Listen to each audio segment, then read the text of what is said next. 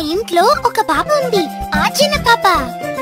మా ఇంటిలోన ఒక చిన్న పాప ఉన్నది. ఎత్తుకోకపోతే మరి కోపమొస్తుంది.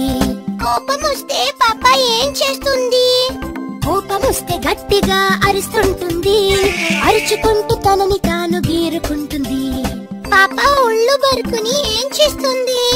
ఒళ్ళు బరుకుని పాప ఏడుస్తుంటుంది. ఏడుపు కళ్ళ నుండి చిన్న ముత్యం రాలుతుంది. అయ్యో పాప ఏడిస్తే అమ్మ ఏం చేస్తుంది? పాప ఏడుస్తుంటే అమ్మ ఏడుస్తూ వచ్చును. అయ్యో పాప అనుకుంటూ ముద్దు ఇచ్చును. ఇప్పుడు తెలిసిందా పప్పు పాప ఎందుకు ఏడుస్తుంది అని?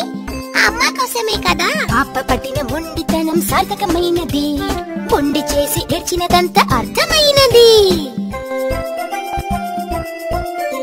మా ఇంటిలోన ఒక చిన్న పాప ఉన్నది. ఎత్తుకోకపోతే మరి కోపమొస్తుంది.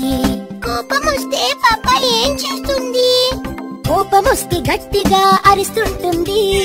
అరుచుకుంటూ తనని తాను గీరుకుంటుంది. పాప ఒళ్ళు బరుకుని ఏం చేస్తుంది? ఒళ్ళు బరుకుని పాప ఏడుస్తుంటుంది.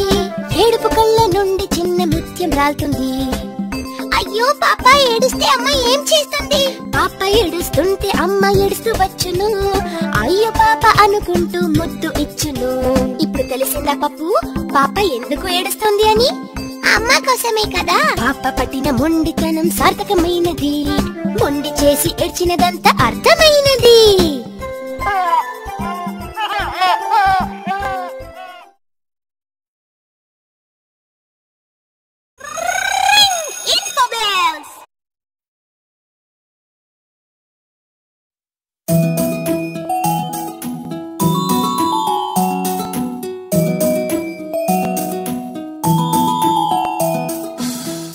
చిలకమ్మ